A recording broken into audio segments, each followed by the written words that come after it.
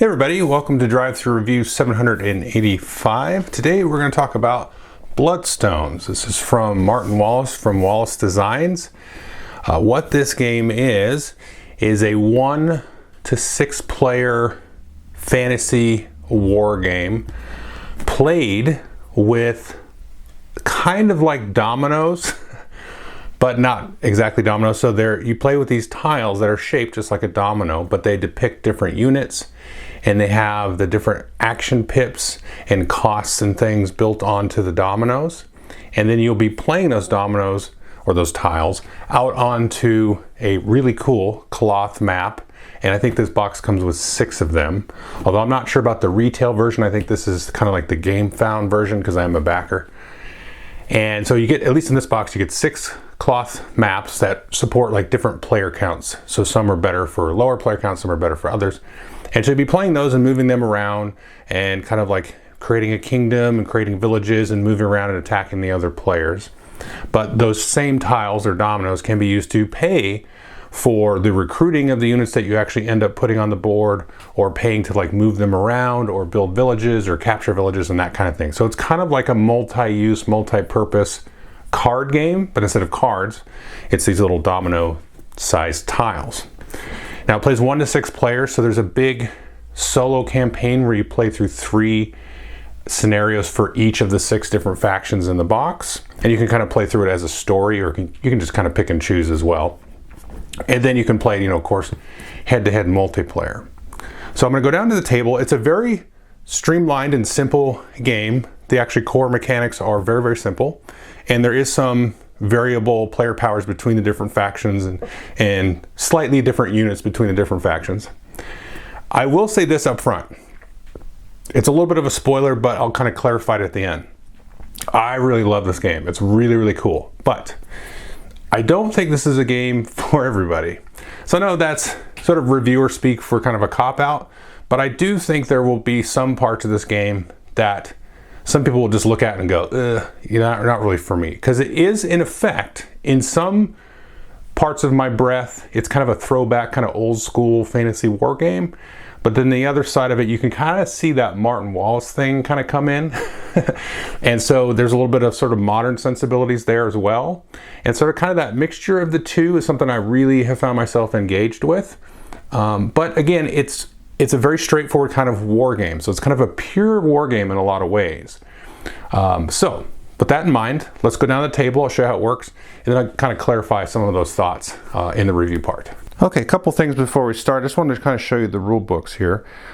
Like I mentioned, there's a solo campaign, and like I said, there's 3 scenarios per faction, and it gives you different setups, and there's specific rules in each scenario. So think of each scenario kind of like a puzzle to be solved. There is one thing I want to mention though, is this first scenario, you start off as the Horse Lords, you play this dragon hunt mission. Now, there's a thread on Board Game Geek, which I will link. I would say there is one somewhat slight rules ambiguity in here about which villages the dragons will move to. They move to your villages that are unprotected, so you kind of put them out as bait. It does clarify it later, so it kind of mentions it sort of ambiguously at the beginning and then clarifies it later. Now, other than that, the way everything is written in here is fine, but I would say this is the trickiest scenario that I've played so far, and I've played all the way into the undead scenarios here. The rest of these so far are more like a real game with multiplayer. This one is a very sort of specific kind of special setup, I think, to teach you the rules of the game, because once you kind of grok how everything works together and how it's actually winnable, which did not really seem to be the case so much when I first started it, then you will kind of have understood kind of some of the nuance and the phases of the game and the pacing of the game and that kind of thing. So if you can get through this, and again, I will link that thread on Board Game Geek because there's some clarifications and kind of hints and suggestions. And I would recommend people read that. Because once you get through that, then this gets really fun, and then the multiplayer game gets really fun, which I'll talk about at the end of the review. But I just want to kind of give you a heads up there. Now, as far as like the regular rulebook goes, this is fine. I haven't had any issues with it. They did this whole thing. I think Aaliyah and Ravensburger typically do this, where you have kind of the main rules text, and then just the bullet point kind of summary text. And that's how kind of simple the game is. It's just like bang, bang, bang, easy to look up and reference, you know, certain little things that you might want to just double check here. And then you've got the kind of backing information here. So this is really well done inside here. This is really cool. And the other little piece here, I'll just show you, we have these cards here that are little faction play rates. And there's one for each of the 6 factions. And they're pretty handy because they show you the movement cost for the different terrain on the map, the village cost, which is the same cost to build and capture villages. And then they have a sort of a round summary, which is basically the same for everybody, except for the undead has a little phase there, which I'll talk about later. Some important rules, and then you have on the back here, the faction guide to the unit. So for example, skirmisher +1 in the forest, cavalry +1 in the plains, and so on. And then sometimes you'll have like special rules here, or and that kind of thing on there. Not everybody has a special rule, but the rules are kind of baked in. It's like very streamlined and elegant. So they're not like wildly complex, but the differences are relevant and they are significant. So everybody's going to have that. So it's very easy to have access to, you know, all the things that your factions do. Now I have some of the special units here and starting citadels off on this bag. But let's say you get the Dragon Riders here. You're going to get 2 bags. You're going to get your bag of units. Think of this like your deck that you will draw from. And then everybody has a little bag of villages here. And everybody's going to be trying to build or capture the opponent's villages. And you'll be building these out and scoring points with these. And then you get a bag of the units. And then, like I said, you'll be drawing these out. And then you'll have a hand of these. So a couple things. Let's take a look at this ship tile here. So first off, we can see it's the ship. So we know this icon right in the middle has most of the information that we need to know. You can just go and look up here how that works. And ships, of course, behave a little differently. They go in the ocean and stuff. But here on the left-hand side is the cost to deploy or recruit this unit. So I need to discard one other tile. So that means 1 tile. So this one, this lizard man here, costs nothing to deploy. I could just deploy him straight out. It doesn't cost me anything. This siege engine here costs 1. And then sometimes certain units will cost 2. So it's either going to cost 0, 1, or 2. And to like deploy that ship, I'll discard a tile and so on. Now the other part of this are these pips on the right hand side. You can see there's different amounts. And you can also see here, just a couple other examples. This tile here doesn't have anything. It's not a unit, but it has 5 pips on it. And then this dragon just brought that out. That's got 5 pips on it and it costs 2 to put out because you can, obviously it's a dragon. It's going to be more expensive. So I will show when I get the board or the map set up what these pips are used for. But basically you'll be spending these pips to activate and move various different units based on the cost of what it is to move into certain pieces of terrain. So if I spent 5 pips here and I was moving through a couple of planes, I could basically move through, let's say, 3 plane spaces and then a 4 space, because that would be 5 total movement. And that would just be for the 1 unit. So you have to consider the stack of units as you're moving.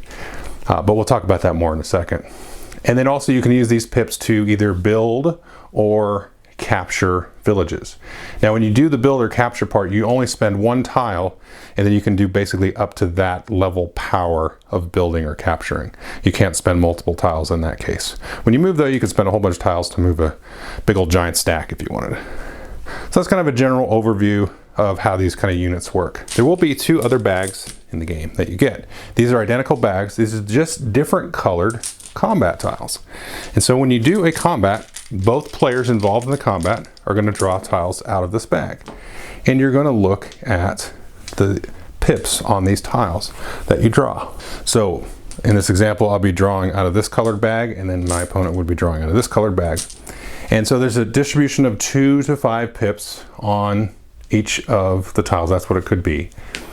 And there's a couple of things to keep in mind. So typically, both players will only draw 3 tiles out of the bag. However, if one player has more total units in the stack, so let's say I've got a unit, stack of 4 units here, and then you've got a stack, let's just say 1 unit like that. So I've got more. So I'm going to draw 4, you're going to draw 3, but the person that draws 4 is always going to discard 1. So we're each going to only end up with 3, but the one with the bigger stack gets, just a little bit more of a selection. And then you're going to add up all of the pips here with all of the modifiers that are relevant to your units in the battle. So like we showed before, if we were in, you know, a plain space, any cavalry would add +1, whereas any of these skirmishers wouldn't be worth anything. And then any of these swords guys are worth +1 no matter what. The lizard men are +1 when attacking. So on defense, they won't add +1, and so on. So you're going to take all the modifiers that are relevant in your stack, add those to whatever you drew, and then whoever wins is going to win. The other player, let's say, obviously this would be kind of lopsided, so let's say we did this. This player would have to delete one of their units and put it in their discard pile, so to speak, and then retreat if there were any left. Now, the attacking unit will get victory points equal to the total number of units in their stack. That's a big way that you get points. So this is a very simple sort of example of combat, but that's basically how it works. Now, the other thing you can do in combat is starting with the attacker. Let's say we had ended up with a scenario like this as the attacker, and I'm really trying to make sure I win. So what I can do is I can swap out one of my tiles here like that with one of the tiles in my hand. So instead of this being sort of 3 pips of strength, I can spend my dragon, perhaps unwisely, to convert that 3 into a 5. So that will basically increase by 2 the number of whatever my total strength is there. And each player can do that, starting with the attacker and the defender. That way, if you draw, you know, a really bad one like a 2, going from a 2 to a 5 is a pretty good jump. Now, if there's a tie, typically you fight again, but if somebody has a defender, I'll find the tile here. Here's an example of the horse lord. So if you have a defender in your stack and you're defending, then you win the ties. So ties are good if you have a defender in your stack there. Otherwise, you got to fight again. Okay, so I've laid out here one of the cloth maps. This is kind of the basic one. You'll be using this one for probably your first game. I would recommend this for. You can see a couple of things here. You can see here's the name of the map, Tyrant's Lament. You play through the first several solo scenarios on this map. And then over here you can see, if I zoom in, you can see this is designed for 1 to 4 players. So you wouldn't typically want to play this with 5 or 6 players on this map. And there are other maps that are for, you know, smaller player counts, larger player counts, and stuff like that. And I've taken a look through them, and they all look pretty interesting. So a couple things to know is at the start of the game, players will start by putting out a citadel there. And so I think you do that in reverse player order, and then they have to at least be 2 spaces, have 2 spaces in between them there. And then you will drop 9 tiles, and then you're able to build sort of 5 build points worth of units here. So maybe I put this out. That cost me 2 of them, because you can see again this cost, oh, you can't see that, can you? You can see that costs you 2. So I'll put him out there. Maybe we'll throw a defender there in that stack, so I've got 3. And if you have your citadel adjacent to an ocean space, you can throw a ship out there. So now I've spent 4 total build points, and maybe I threw this guy out here, so he's free. He's not really useful in this particular space, but he's going to be useful here in these forest areas there. And anyway, you get the point. So you build these out there. So each player will build out and have kind of an initial stack. And then you're going to play the game on sort of a fixed number of turns, but not quite. So if you look up here, we have this kind of regroup track, 1, 2, and 3. And each player will have a little token in their color there.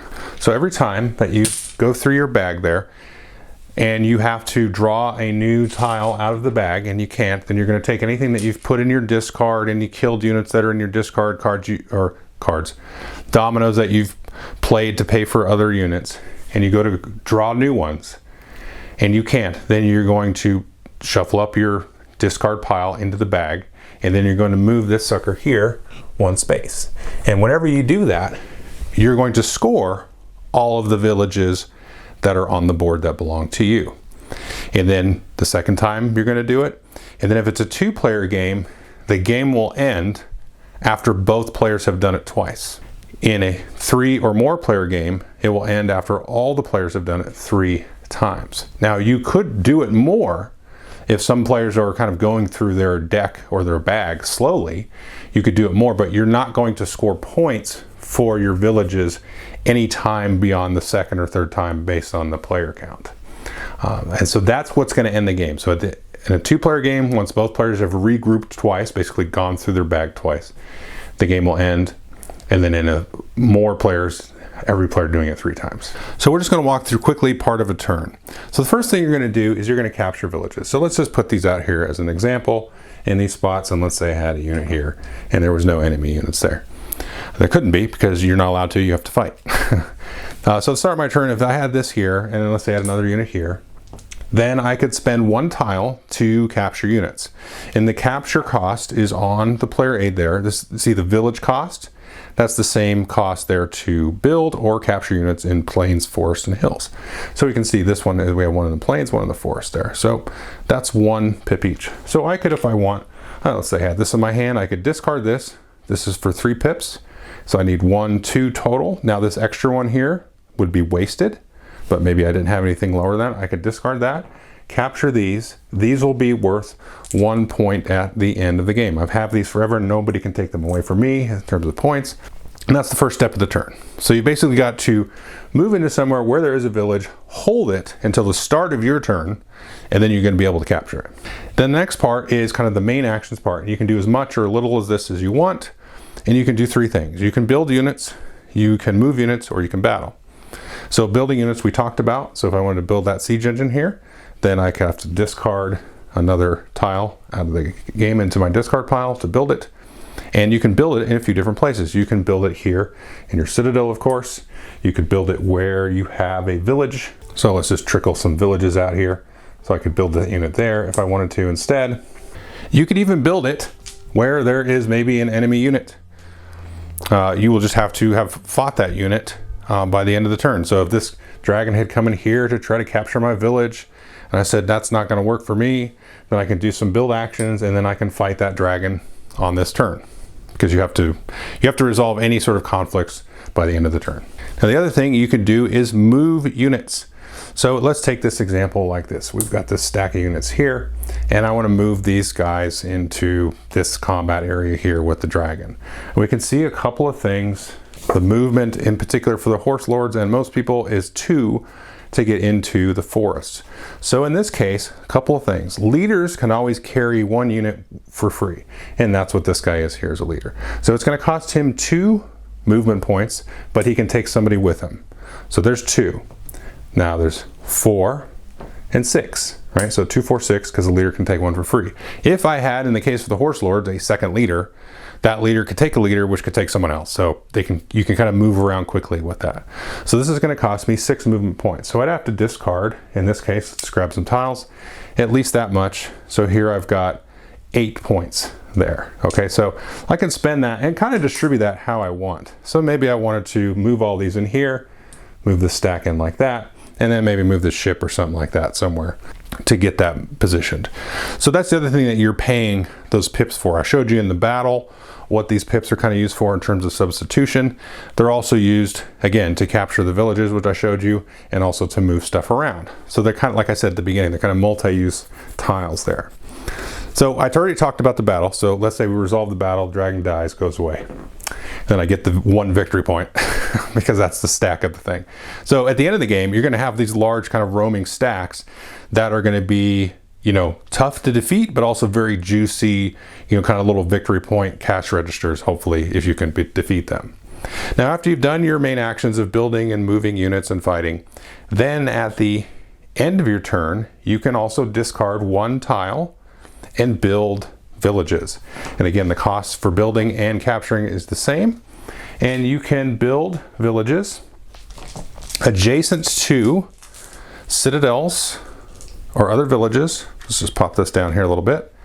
So I could go pop these out here like so. Or if you had like kind of a daisy chain type of thing here. So maybe I had something like this. Let's just do like that here and move that down. So I had like a daisy chain of units that could draw back to a village uninterrupted or to citadel. So I can start to get these out here. And then at the end, you're going to draw back up to your hand size, which is usually 6, but in the horse lord's case, it's 7.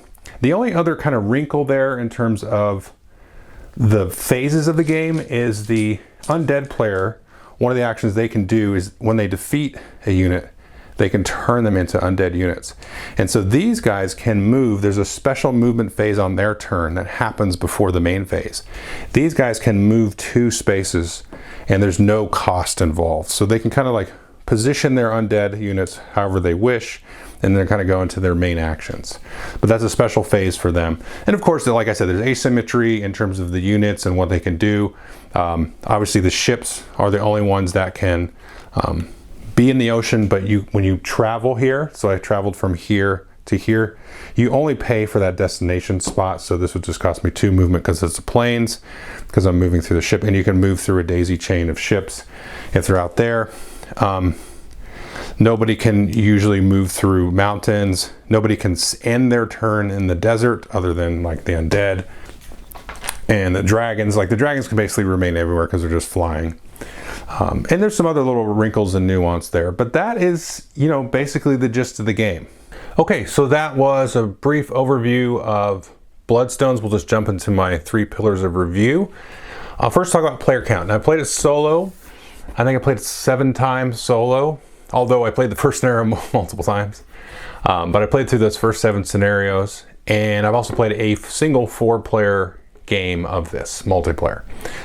And I would say I really enjoy the solo game. I would say you could probably just get it for the solo game, although I don't know. I mean, there's a lot there. There's the 18 or so scenarios to play through. I've had a great time playing through the ones I've played through. I don't really know how much you could revisit the scenarios, although I think if I put it on the shelf for a little while and then, got it back out and sort of forgot everything, then I would still see some replayability there. But it's really cool. I really do enjoy the solo game, and it's kind of a nice sort of bonus to what I think is the main game, which is the multiplayer game. Now, I haven't played it 2-player, but from a 4-player game, my sort of gut feeling is that I probably would like 2-player the least out of all the player counts. Although I've went through some of the maps with some of my friends, and we could kind of see, okay, it would just be kind of a quicker game, and it would just be kind of light and fun, and that would be fine. Like it would be just perfectly okay. Now, where I think the real meat of the game comes in is in those larger games. Now, I've also not played it 3-player, and so a lot of times with these sort of old school-ish type of war games, you can get into situations where like 2 players team up on one, or 2 players fight each other and the other one sort of goes off on their own. Now, I don't think that second scenario would happen too much because those 2 players are going to be trading victory points back and forth, because you get, I wouldn't say the majority of your points through fighting, but you get a good chunk of them. So if they have like 2 8-man armies that are just smashing each other for 8 points apiece, over and over again, and the third person's just like turtling off and building villages, you're only going to score those villages so often. Now you can build, I think there's like 20 villages that you could get out, and somebody's going to come take something from you. So I don't know for sure that the 3-player thing would be a problem, but I would play a 3-player. I think I would like it, because I kind of know what I'm getting into at this point. But to me, the game's really going to excel at that 4 and 5-player count. 4 I really enjoyed. 6-player, it might be a little crazy, it might be a little bit long, but I would still probably enjoy that. At least one time I'll try it. Okay, so that leads me to talking about like the player time. And the solo scenarios, they take like an hour or so, basically, to kind of get them set up and learn them and then kind of go through the motions. Now, when we played it, the 4-player game, that took us a little bit over 3 hours. Now, myself and one of the other players had played the solo game a few times, and we kind of, understood the game and stuff, and we had to kind of raw teach the other 2. So there was definitely like a good learning curve baked in there.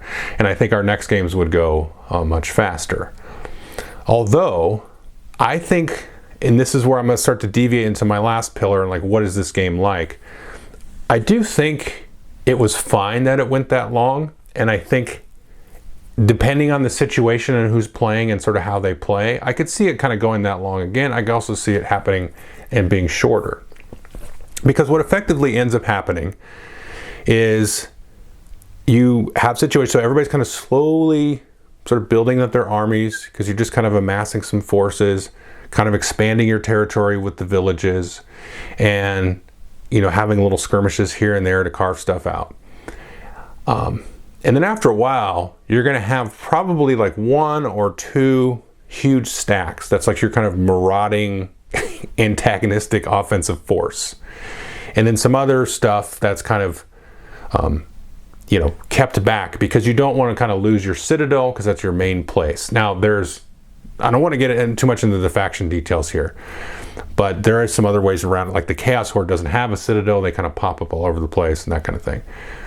But so what's going to happen is you're going to have these big old forces kind of move and then hit each other and then score victory points. So at the end of the game, it's kind of like I said, it's kind of like a victory point cash register where you're doing that.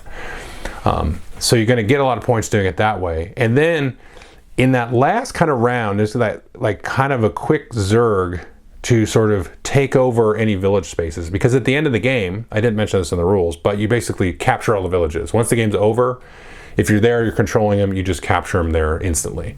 So you don't like lose out just because you moved in there at the last second. So you have to kind of know that somebody else is going to come and take those away from you. So they're gifts of points. So having seen kind of some of the dynamics of that play out, in terms of the tactics and the maps and the kind of the spatial stuff, I think going into the next games, it's going to be a little bit more interesting at the end of the game, because you kind of know what you might just be gifting somebody. Because that was kind of how it was. Basically 3 players that were really tight in the score at the end, and then one player was kind of a little bit further back. And then the one guy came back, wasn't me, but came back and sort of gobbled up all those villages and scored those and just kind of eked out in front of the first player, which we were sure was going to get first place, but let's say Billy was able to go through and gobble those up. So kind of seeing those dynamics and how things played out was very interesting. And I think what's really neat about this is it comes with all the different maps, and the maps themselves are very dynamic. You kind of showed you there, but if you look here, like this looks like an old sort of ancient, or somebody's role-playing map, or looks like a map of Britannia for the Ultima games almost. And the dynamics of how the spaces are adjacent to each other is really neat, because there are certain parts of the map that feel very organic and natural, like real terrain. So there's going to be multiple points of getting into that space, or little routes through the sea on some of the maps, or different things, or the hills and the forests are a little bit more difficult to move through. So there's going to act as natural sort of funnels in certain ways. And that is nice, because it feels very sort of old school wargamey, and also you feel kind of like a general in that way. You feel very like a tactical commander. Whereas kind of the rest of the game, with the whole paying for dominoes with other dominoes and that kind of thing, and the resource management, that sort of has a Euro vibe to it. It's a multi-use card game kind of vibe. And so that's a very kind of efficient, clean, modern mechanism. But then you kind of put that on this sort of really straightforward tactical combat game with some real interesting resource choices, because you have that very tight resource engine, and I want to emphasize it's tight. This is where the kind of the Martin Wallace, let's say, signature comes in, where you've got a very kind of tight hand of cards or hand of tiles, and you've got to really look at the map, look at the situation on the map, and kind of react hopefully in the best way possible. And sometimes that's just like kind of holding back certain tiles to maybe have in a combat that you expect somebody else is going to inflict upon you. So you've got that kind of backup tile. And you've got certain types of units that you want to get out, because again, certain units only work really well in certain types of terrain. And you've got some other like defensive units like castles and stuff like that you can sort of stack up to throw some defensive buffers in there. So it's all very sort of viscerally tactical and neat that way. And again, like you go through and you score the villages 2 or 3 times depending on the player count. And so that sort of like going through your deck at a certain speed at certain times, you want to kind of speed through it to get at that, because you're maybe in a favorable situation with your villages, but that could change a little bit. So maybe you try to hurry through your bag, or you kind of slow down through your bag, that kind of thing. So those kind of like really simple mechanically, but more interesting strategically bits of the game are really, really neat. And the last thing, I haven't really compared this to any other game, other than I've said it's kind of an old school war game vibe. And you know, I can think of like, there's an old Wizard Kings game, which was like a block war game. It kind of feels like that, I guess. But I mean, I like this much better than that. Or something like a Game of Thrones board game. But I mean, that has just tons of other complexities around it. Although the factions in here, we were talking about it, they feel very Game of Thrones, because you have the dragon faction. Okay, that's Daenerys and her dragons. You have the undead. Okay, that's the White Walkers. You have the Horse Lords, which maybe is the Dothraki, but there's also the Chaos Hordes, which could be the Dothraki. But the Dothraki were really good about the Horse Lords. And you've got the Hill Folk, which are kind of like the Wildlings. And then you've got the Corsairs, which I didn't show you. They're kind of like the, I forget the ocean faction, the drown, they worship the drown god. Anyway, so, I mean, they're typical kind of fantasy tropes. But we were like, oh, it's like Game of Thrones. Yeah, but it also in terms of the board game, it kind of feels like that, where you're managing your resource engine, which is much more complicated in Game of Thrones, or more streamlined here, and then kind of expanding territory and that kind of thing. And, you know, getting out your little victory point scores, your villages. But that's what that kind of feels like. Yeah, so again, I really enjoy this game. The components are just mind-blowing, and I think they're doing a little bit of the work here. But the actual just simplified mechanics and the simplified asymmetry is really neat, because, and I don't want to talk, because I will just talk for another hour about this, but each faction just has a little tiny wrinkle that is just very interesting, and it makes me want to just try them all multiple times. And to me, that's where the replayability is kind of coming in. Because it just feels so natural, and that's what the game kind of just feels. There's a naturalistic sort of organic quality to the game, and with the map and the movement and the components and just the tactical nature of the components. You know, the cloth bags, the cloth maps, the tactical tiles, like that is a part of the experience. I don't think you can discount that. But also just the very sort of natural nature of like, oh, this unit does this unit does this faction kind of specializes in this kind of thing, and they do, but it's not complicated. It just feels very easygoing. Now again, at the end of the day, it's just kind of an old school war game slog, right? But it's fun, and there's cool, interesting decisions all the way throughout, and it doesn't seem to like overstay its welcome. So, typically, I would say I recommend this game or whatever. I do recommend it, but again, I think the modern gamer or whatever, like, I don't know what that is, but it might be a little bit off-putting just because of the sheer combativeness of it. There's no engine building really, although there is kind of a nice tight resource economic kind of vibe to it. But it doesn't have some of those trappings. But to me, that's also kind of like a breath of fresh air, right? Because it's been a while since we've seen a game kind of like this. So I would recommend it. And just kind of go into it knowing like it's just like a big old knife in your eyeball. That's what the game is about. And you're just in there prepared to slit throats and have your throat slit and all that. And that's kind of the thing. So I recommend it with all those kind of like just knowing that kind of going into it. But yeah, I mean, it's really good. I really have a lot of fun with this, and I can't recommend it enough, you know, with some of those caveats. So anyway, that's Bloodstones. Take a look. Thanks.